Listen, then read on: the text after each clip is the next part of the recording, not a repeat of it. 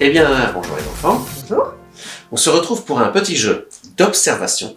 Vous allez, comme d'habitude, vous mettre par 5 groupes. Alors, on vous laisse vous mettre par groupe et on se rejoint dans quelques instants. On va vous distribuer maintenant 2 feuilles avec des images de, je dirais, de jardin ou de champ. Elles sont bien sûr différentes et vous allez essayer de remarquer toutes les différences. Et regardez combien il y en a. Sur les beaux doigts de Sophie, il y en a 7. Eh oui, 7. Comme les nains, enfin bref, comme ce que vous voulez, mais 7 différences. Alors, à vous de jouer. C'est parti. 3, 2, 1.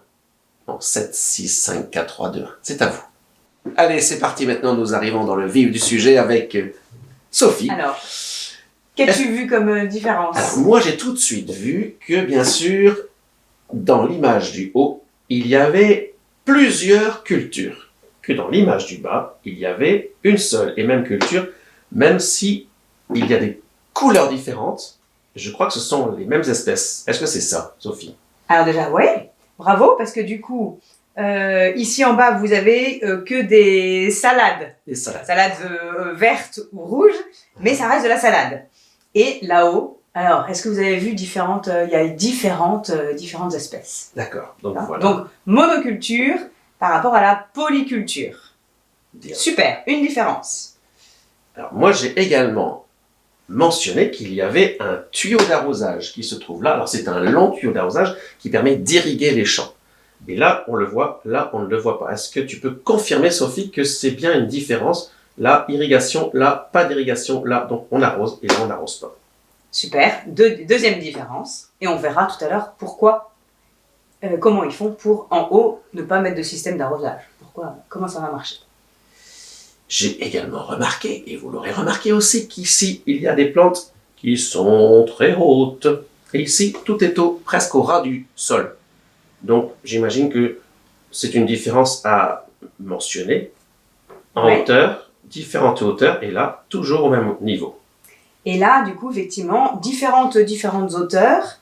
Et les plantes hautes peuvent protéger du vent les autres cultures. Mhm. Ou alors, on utilise, on fait un peu des cultures à étage. On arrive à cultiver des plantes hautes, des plantes un peu plus basses à côté.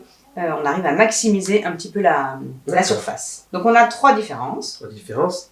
Alors, ici, j'ai également vu les traces d'un tracteur. Et oui, là. Oui, vous avez vu, dans la terre, traces de tracteur. Ici, le tracteur ne peut pas passer.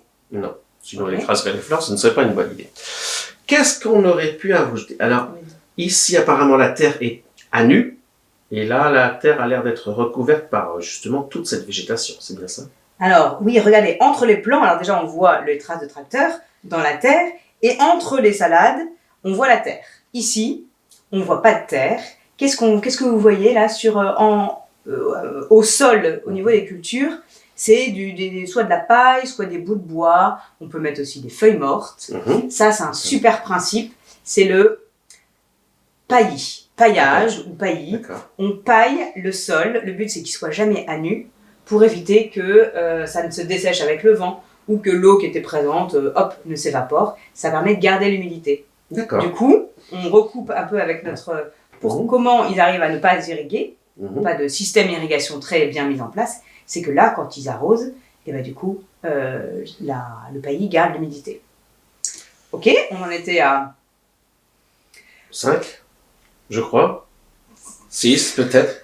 En tout cas, moi, j'en ai encore une. On a encore une? Oui, j'en ai encore une parce qu'ici, je vois qu'il y a bon, on ne le sent pas hein, sur la feuille, mais il y a des plantes aromatiques ici. Et là, encore une fois, il n'y a Qu'une seule culture. qu'une seule culture. Donc, certainement que les plantes aromatiques ont certainement quelque chose à faire dans la culture, j'imagine. Oui, plantes aromatiques où, là, c'est des fleurs.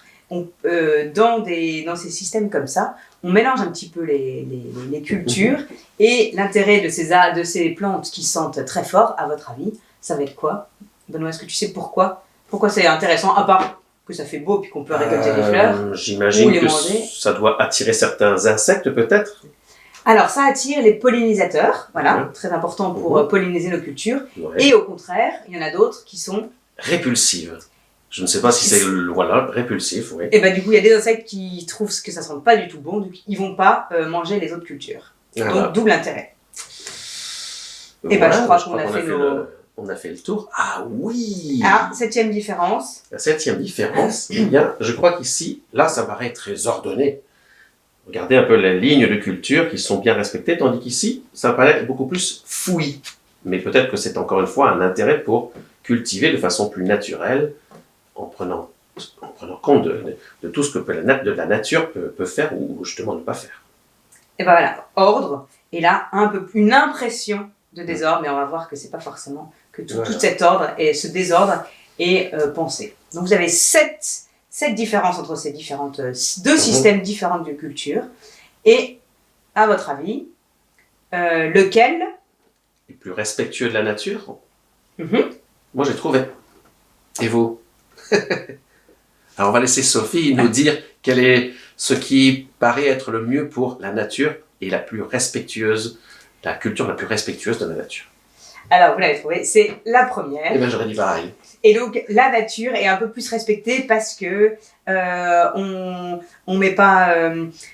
les plantes vont s'aider les unes entre les autres, elles vont attirer les insectes qui vont servir à d'autres choses, elles vont éloigner naturellement les insectes, donc on n'a pas besoin de mettre de produits chimiques pour les éloigner. Voilà. Elles vont parfois même, il y a des plantes qui aident les autres plantes à pousser, du coup il n'y a pas besoin de mettre des engrais, et puis comme les sols ils sont couverts par du paillis, ça nourrit aussi les sols. Moins d'eau, donc pas besoin de tracteurs, pas besoin du coup d'essence, pas besoin d'engrais chimiques, pas besoin de pesticides, et on respecte plus la nature. Et le nom de ces systèmes?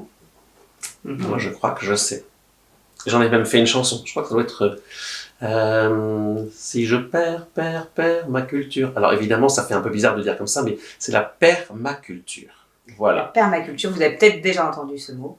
J'ai appris que ça voulait dire culture permanente. Exactement. Voilà. Permaculture, culture permanente. Et tout à l'heure, on va voir plus en détail les principes de la permaculture. Voilà. À tout à l'heure. À tout à l'heure.